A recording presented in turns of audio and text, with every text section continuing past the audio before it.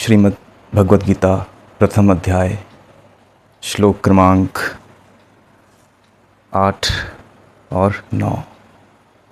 आप द्रोणाचार्य और पितामह भीष्म तथा कर्ण और संग्राम विजय कृपाचार्य तथा वैसे ही अश्वत्थामा विकर्ण और सोमदत्त का पुत्र भूरिश्रवा, बहुत सारे नाम अहंकार बता रहा है। नाम में जीते हैं ना, हम भेद में जीते हैं, अलग अलग के भाव में जीते हैं। उस एक के रस में हम कहाँ जीते हैं कि वो एक है। वैसे तो वो एक भी नहीं है, लेकिन समझाने के लिए संतों ने तुमसे बार बार कहा है। एक ओमकार सतनाम एको देवा सर्वत्र सेवा कहते ही आए हैं, लेकिन अहंकार कुछ कुछ ऐसे ही है। आप द्रोणाचार्य, देखो ये दुर्योधन है जो सब बता रहा है। दुर्योधन अहंकार का संकेत है। तो पहले तो गुरु को ही गिना रहा है कि आप द्रोणाचार्य, आप अच्छा जिनसे बचपन में सीखा धनुष बाण चलाना, धनुष बाण शब्द, और पितामह भीष्म कृपाचार्य और अश्वत्थामा, फिर तो भोले की फौज करेगी मौज। फौज तो होती ही है हम सब उसी की फौज हैं। तुम हो, हम हैं, सब उसी की फौज हैं। लेकिन अब एक रुख आता है, और भी मेरे लिए जीवन की आशा त्याग देने वाले बहुत से शूरवीर, जीवन की आशा त्याग देने वाले। ये ना अहंकार डरता है समर्पण करने से, भयभीत रहता है, व्याकुल रहता है, डरा हुआ, बेचैन।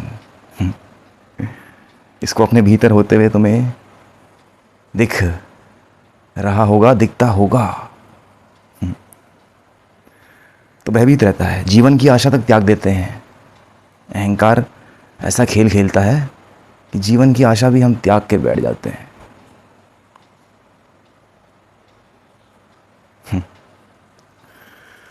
बहुत से शूरवीर अनेक प्रकार के शस्त्रास्त्रों से सुसज्जित और सबके सब युद्ध में चतुर शूरवीर, बहुत से शूरवीर है ना। कितने कितने निकलते हैं ना सत्य के मार्ग पे, नहीं निकलते हैं। कोई सर पे बड़े बाल लेके घूम रहा है, कोई त्रिपुंड लगा के घूम रहा है, कोई कुछ कर रहा है, लेकिन जो वास्तविक काम है वो तो कोई कोने कतरे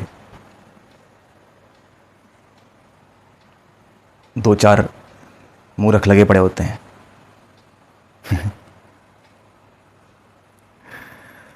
सबके सब युद्ध में चतुर हैं। ये देखो, अहंकार बड़ा चालाक होता है।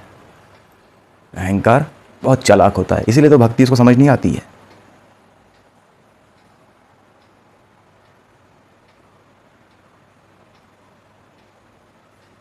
इससे पहले श्लोक में हमने बात की थी कि वो कैसे गुरु को ही कह रहा है कि आप समझ लीजिए जानकारी के लिए। चालाक है ना बहुत, सारी चालाकी हमारी बाहर निकल जाती है। तभी लोमड़ियाँ भी होती हैं, तभी लोमड़ी जैसा जीव बनाया गया प्रकृति के द्वारा कि चालाक होता है। वरना क्या आवश्यकता थी बनाने की प्रकृति को, लोमड़ी को, या और भी जो पशु होते हैं। वो सब वृत्तियाँ हमारे भीतर होती हैं। हम भी प्रकृति होते हैं, जड़ प्रकृति होते हैं हम, परंतु चेतन भी होते हैं। उसके लिए साधना है। सिर्फ सुनने से नहीं होता है, सुनने से भी होता है, लेकिन बहुत सुनने से होता है। सुनना और करना, थ्योरी और प्रैक्टिकल। ये नहीं कि दो शब्द रट लिए, उन्हीं में जीवन बीते जाए। दो शब्द क्या हैं? वो वही है अहंकार, और जहाँ से वो आया है अंधकार।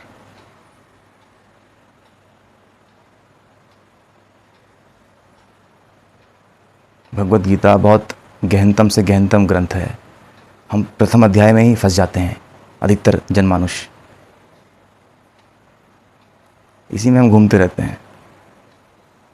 गौर करना, पहले अध्याय में श्री कृष्ण ने कहीं कुछ कहा ही नहीं है। श्लोक क्रमांक 15 है, जहाँ पर शंख का अभिवादन होता है बाद में।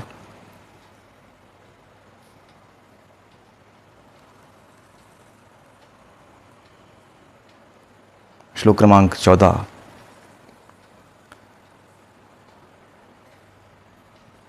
परंतु वह शंख अभिवादन होने से पहले हमें अहंकार को साफ साफ इन्हीं नग्न आँखों से देखना पड़ता है।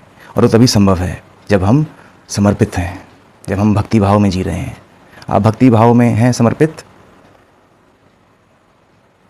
और अहंकार भी आपके अंदर मौजूद है, तो एक समय आएगा जब आपको अहंकार के दर्शन बिल्कुल साफ साफ साक्षात होंगे। फिर उस समय आपके पास एक चुनाव होता है कि बस एक कदम की दूरी है और फिर मिलन है